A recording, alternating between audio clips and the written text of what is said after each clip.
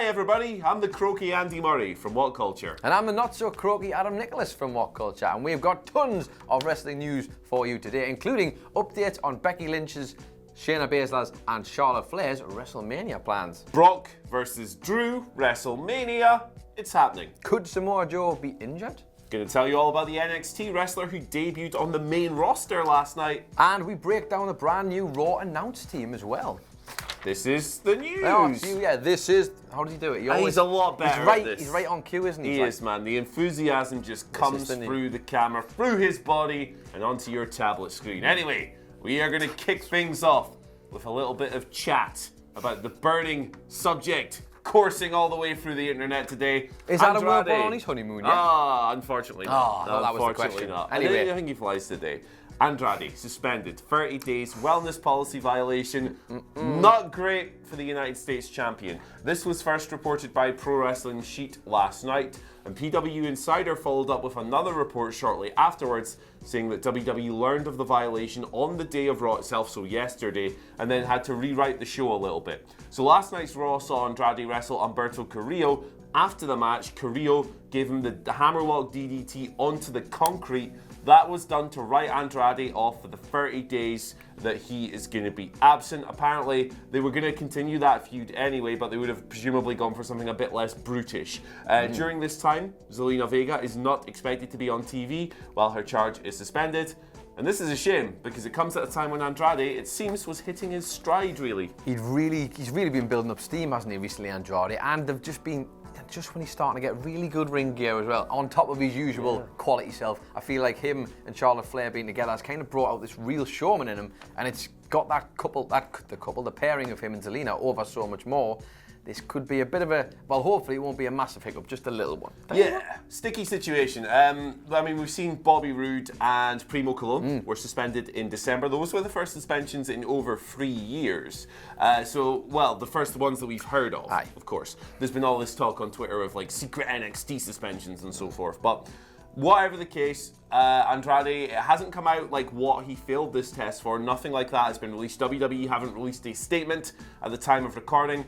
But it's happened. He's going to be missing for a short while. Let's see what happens to his push when he comes back.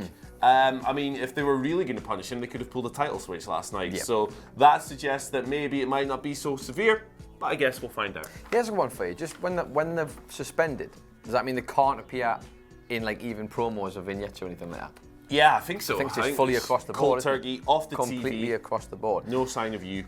It's one of those where you kind of have to remember, because it covers so many things, that wellness policy, doesn't it? So everyone immediately jumps to the extreme cases. Juice. Yes, the extreme cases. But it could be anything. So I guess until we hear more about that, we'll have to just wait and see. We will indeed. But let's talk about WrestleMania 36, because there's some lovely plans, according to Dave Meltzer, your best friend, and certainly your best friend, I know that much, regarding the matches that are going to be happening between some of the women on that card. Now, we saw, obviously, Becky Lynch overcame Asuka at the Royal Rumble, and she has said that the next time she has a fight, it's going to be a fight that she wants to have, etc., etc. Well, according to Dave Meltzer of Figure 4 Wrestling Online, he says that apparently the match that's set for Mania between Becky Lynch is going to be with Becky Lynch is going to be against Shayna Baszler of NXT. She could potentially be heading to the main roster before then. That's a match I'm certainly interested in, Andy Murray. But there's also the talk of Charlotte Flair, who won the Royal Rumble, of course, and we probably are wondering who she's going to be challenging. She said she wasn't going to choose just yet on Raw last night, but it's going to be a champion. Now, there's no official booking in yet, apart from the fact that this was from John Pollock of Post Wrestling, who said that apparently Charlotte Flair will not be, or certainly at the moment, has not got plans to go against either Becky or Bayley. Andy Murray, that's interesting, because then who is it? I think this is very exciting. It is. Very exciting indeed, because the Charlotte versus Becky matches, they're always very good, or at least good. But the thing is, we've seen them so many times over the past few years that it's kind of like the Cena-Randy Orton thing, where it's like, okay, let's do something else. Something fresh. The Bayley thing creates problems as well, because it might mean that Charlotte has to play face, which I guess she's currently doing, but she's not as good at that as she is at being a heel. So that's another issue. So that brings up, I think, two possibilities for me. The first is Rhea Ripley. This is the one I like the sound of quite a lot. Which is really interesting because, of course, Charlotte is a former NXT Women's Champion herself. All kinds of cool stuff. NXT Women's Division is awesome. I think that'd be great to put it on a pedestal at WrestleMania. The other possibility, I guess, is the tag titles. Because Charlotte got into it with Asuka and Kairi Sane on last night's Raw. So she could then find herself a partner. Maybe it's a big partner. I've heard whispers that people are getting excited. Maybe someone as mad as Ronda Rousey to come back with a bad reputation. It's like imagine that, like that's a big match, that, isn't it? I have to say, if it's me, I'm picking, I think it's got to be the Rhea Ripley match because I like the idea that it would be a big match on an WrestleMania card. And I tell you what would be nice if they gave the women the first match on a WrestleMania card from NXT rather than the men, because we've had a lot of stuff already. They've had tons of stuff, man. They've had plenty. But notable there that obviously Charlotte saying it's going to be a champion, so you get the feeling it has to be one of those. Yeah. Or maybe she just really wants a 24/7 championship. Hey, her versus Mojo Rawley confirmed. Anyway, speaking of WrestleMania 36, big match confirmed last night on Raw. No real surprises. Drew McIntyre, passionate opening promo, good babyface stuff from him, confirmed that he will be challenging Brock Lesnar at WrestleMania 36. The match was made official during the course of the broadcast. After this promo, Drew issued an open challenge. Out came Carl Anderson and Luke Gallows, and in a horrific act of violence against the bald community, Drew destroyed them both in 2 minutes, pinned them both at the same time. Remember, this is a tag team that was crowned the best tag team in the world just 3 months ago. Beat them both single-handedly. Out comes Brock, lays him out with the F5, tears his shirt off, holds the belt up. That's happening. WrestleMania 36. Big, beefy boys slapping beef. What was it Big E said? Bumming the beef. Go on. Beefing and queefing, whatever Big E said in that video. Either way, it's going to be all kinds of big, beefy joy. They're going to be sizzling on that stovetop. The steak is going to be medium rare, just how I like it. Can't wait for this match. This is going to be a great match. Can you imagine the uproar if Drew McIntyre had wandered out last night and said, I choose the Fiend? God, the deflation you would have been able to feel in the building if he had not followed that up. Thankfully, we're going to get that match. This is one we've been waiting for ages, I think.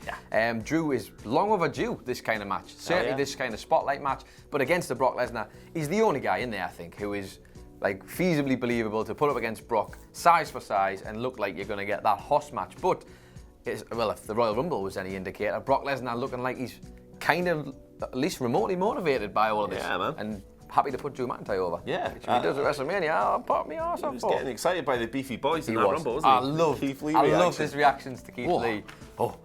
Who's this MFI? Looking at Paul Heyman trying to get some answers. You're a big boy. Look at this guy. Great okay, stuff. I like this. Great stuff. Big fan of that match, Drew McIntyre and Brock Lesnar. I just like beef.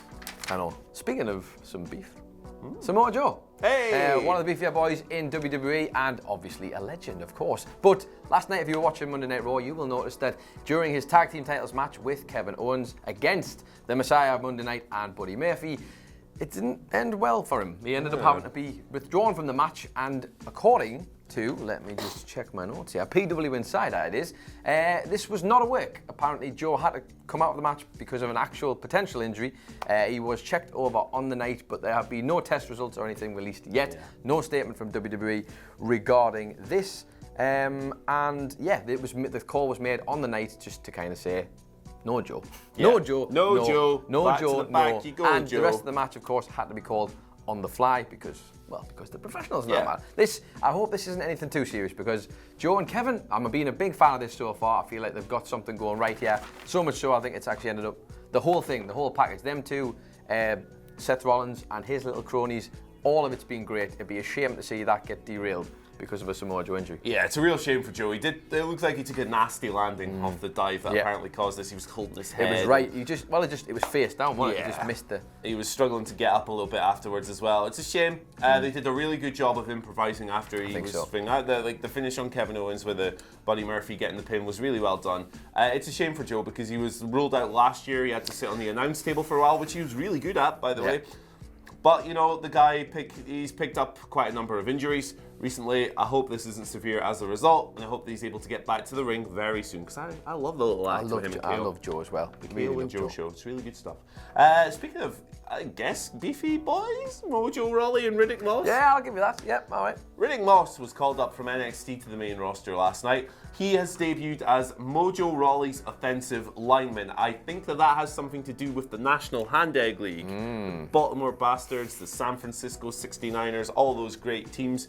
The Philadelphia Cheese I just want to guys. let you run on this. I was going to try and interrupt you with some patter, and I thought, nah, I'm just going to see how many of these you can rattle off. The New York Nincompoops. There's all kinds of great teams in the NFL. But anyway, he's his offensive lineman. I believe the line he said was every great quarterback needs an offensive lineman. Mojo standing there with Riddick in his purple shorts, looking goofy. There was a match between Mojo Rawley and No Way Jose. Mojo won that in about, I don't know, like 30 seconds. Yep. Something really quick. R-Truth came out the Congo line, won the 24/7 championship. Moss got in his face, so Mojo battered him, took the belt back. Already the partnership paying dividends. It's an interesting call-up. Moss has only wrestled 3 televised matches in the past 2 years, pretty much. He was injured, serious injury in April 2018. That dissolved his tag team with Tino Sabatelli, who's ripped as hell but hasn't wrestled ever since. He did do a match against Cedric Alexander and won for the main event tapings last night, so that's progress. But it'll be interesting to see what he can do. He's been working with Robert Stone on the house show circuit. That's obviously now over. Let's see what he can do on the main roster, man. I've noticed as well, he featured a little bit, I think he did a little stint in NXT UK. He dropped in there with the guy who used to be down Mertha, who I can't remember what the ring packaged him as, but we all remember Samoa Joe kicking the living daylights out of him. Riddick Moss is a guy who Finn Balor seems to think is right up there. He said as much, seen him working in the PC, he's a grafter, he's got the potential, but for me personally, I'm not sure if this is it. I'd like to see it work out for him. He has hope, and maybe. I'm sure he's very excited. Everything gets a chance. Hey, Monday Night Raw, to be fair, has earned it at the moment. There's a lot of good stuff going on there. Show, man. Speaking of Monday Night Raw, let's talk about the new commentary team. Now, obviously, we saw on the Sunday of our post-Royal Rumble, we were getting whispers from WrestleVotes that Tom Phillips was going to be joining the Monday Night Raw announce team and replacing Vic Joseph. So a lot of people were kind of getting a bit excited, like, ooh, maybe it's going to be a 2-man booth. Maybe Vince has finally realised the 3-man isn't the way to go. That is not what happened, because Tom Phillips turned up, and I'm a big fan of Tom Phillips, so very happy to see him running the show on Monday Night Raw. Jerry the King Lawler was also there, but quietly, very quietly, slid into the table, and next to the two of them was Byron Saxton, who it would seem is joining the Raw announce team. You know what? I know there's a lot of... Byron's not that bad, you know. He's all right, He's all right man. for, like, just a little bit of added speculation here and there. Put him there, he chips in, they take the piss out of him every now and again. He knows what his character is, I think. He seems like a nice guy as well, and he was properly into the Kofi storyline last year. Absolutely. That kind of helped me really start to appreciate Byron a bit more. I like Byron, man. I know he gets a lot of criticism, but hey. Do you know what he is? Byron is a prime example of a guy who just likes what he likes, and he doesn't care. He's happy to get the piss ripped out of him for really liking stuff, and you gotta kind of respect that. I always like the dynamic between him and Graves for that reason. Yeah, like I'll take someone who earnestly enjoys something and isn't afraid to show it over someone who just like rips on everything all the time. Absolutely. It's more fun to listen to, isn't it? Shall we move on to Twitter questions? Let's please. First one today comes from Garrett McCorkle, love that name, Thank you for your asks, do you think Charlotte will get a partner? We've kind of talked about this already, but we'll do it again. Do you think that Charlotte will get a partner and challenge for the tag belts at WrestleMania as her 2020 Rumble shot? My personal choice, as we said before, would be Rhea Ripley, but anything's possible, and I think this kind of appeals to the brass. I think is a big match. They'd like the idea of mixing it up and having a women's tag match on there that would be big. Imagine if it's Ronda. Slotting Ronda in there with that would be amazing. That'd be quality, wouldn't it? Really good stuff. Next one comes from Nerdface, all caps. Hello, Nerdface. Great name. Who asks, with Edge versus Randy all but set for WrestleMania, do you think this is the match that will close out the show? Neither Brock versus McIntyre nor Bray versus Roman feel quite as big now, especially after Raw's ending. That is a bold shout. My prediction is absolutely not. No way is that happening. I would even possibly suggest they might open with something like this, because the pop, the energy that you get from Edge coming out at WrestleMania will be huge. I'll be honest, I know a lot of people are kind of down on Randy Orton, but I'm kind of into this. I think there's enough history there between them two to make it work. I know for a fact that those two will want this match so bad, so they'll both be hella motivated, Randy in particular. it could maybe be one of the top 3 matches, but Yeah. I think I'd be amazed if it was the match they chose to end the show with. Yeah, I'm the same. I think the Brock match will probably main event just because it's Brock, and he was out of it last year. He was out of the main event slot last year. Yeah, the Randy Orton feud is perfect for Edge. I think it's brilliant. It's a great bit of booking. Went through this on the podcast yesterday. Won't repeat those points, but has that potential. But I think a hot opener might make a little bit more sense. Yeah. A hot. Last one here comes from Major Salt, whose tag is Major Sodium. So nice. Major Salt. Oh, Asks with the talk. Pick a lane, guy. Exactly, brother. Who asks, with the talk of a Legends Rumble, wouldn't it make sense to put this on the pay-per-view where legends are wanted more than anything? Do it in Saudi Arabia and give a lot of the broken legends a big payday. Baby, I am all the way into this. I couldn't agree more with that, because let's be honest, that's the crowd for it, and they'll get what a reaction they'll get for that. Hell yeah. And as Andy says there, big paydays. So Yeah. I don't know why you wouldn't do that. And I think a lot of fans who are watching the current product might be a little bit.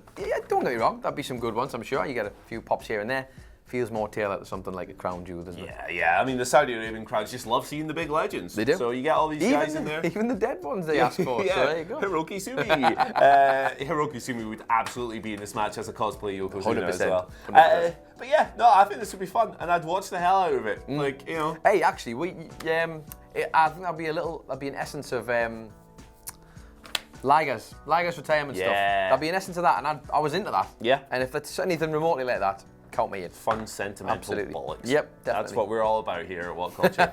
Anyway, That's what it is, aye. hey, thank you for joining us today. We've been your hosts. You can follow us on Twitter in general at WhatCultureWWE. Send us your Twitter questions. Hashtag This Is The News. You can find Adam Nicholas on Twitter at... It's Adam Nicholas, and you can find this lovely, lovely man, Andy Murray, on Twitter at Andy H. Murray. The H stands for Hackett. If you know, you know. There he is. Thanks for joining us, everybody. Goodbye. Goodbye.